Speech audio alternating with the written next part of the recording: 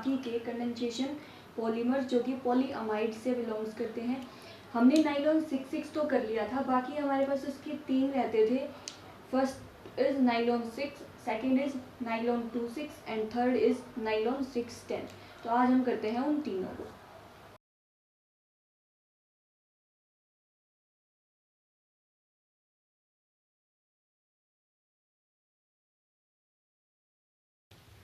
Okay students, तो अब हम स्टार्ट करते हैं नाइलॉन 6। नाइलॉन 6 को हम परलॉन भी बोल देते हैं, और अगर मैं याद करूँ तो नाइलॉन 6 को हम पहले भी यूज कर चुके हैं। क्लासिफिकेशन ऑफ पॉलीमर्स पे जाइए, वहाँ से हमारे पास आएगा classification based on mode of polymerisation.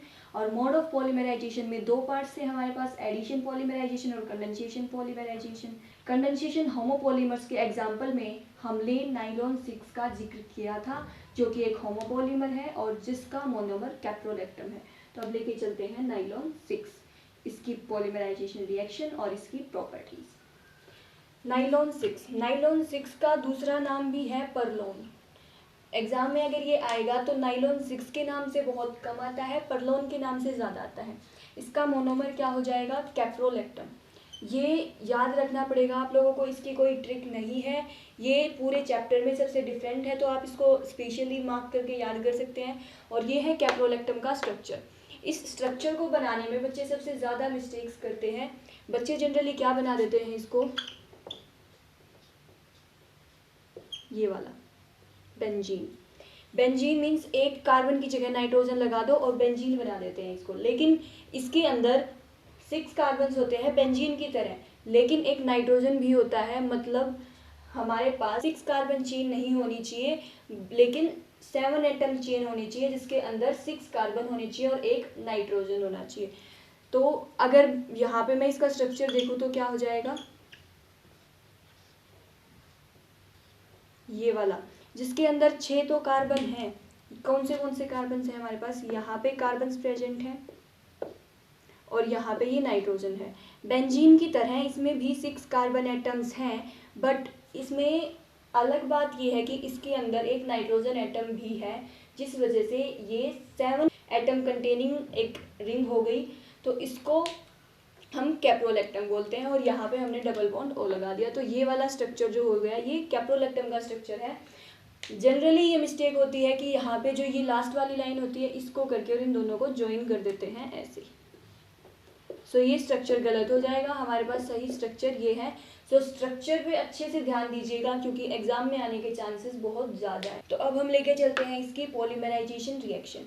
Polymerisation reaction में अगर मैं देखूँ तो मैंने यहाँ पे इसके एन मॉलिक्यूल्स ले रखे हैं कैप्रोलेक्टम के। जो ये रिंग चेन स्ट्रक्चर है इसको अगर मॉडिफाई करके हम लिख सें तो हम इसको मॉडिफाई करके लिख सकते हैं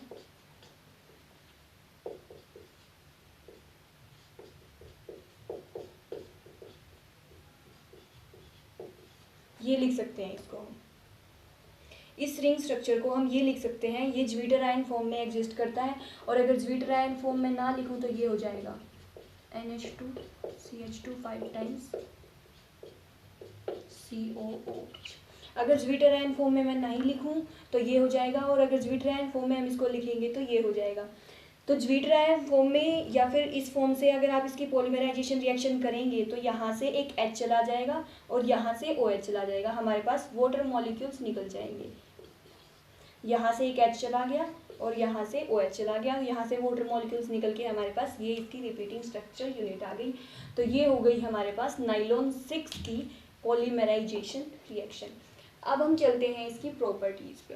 properties, nylon 6 fibres are very tough. ये टफ होते हैं, possessing high tensile strength as well as elasticity and lustre. ये तो समझ आ गया हमें कि टफ होते हैं, हाई टेंसाइल स्ट्रेंथ होती है, इलास्टिसिटी होती है, और lustre. Lustre means shining. Shining और इधर से शाइन मीन्स चमक।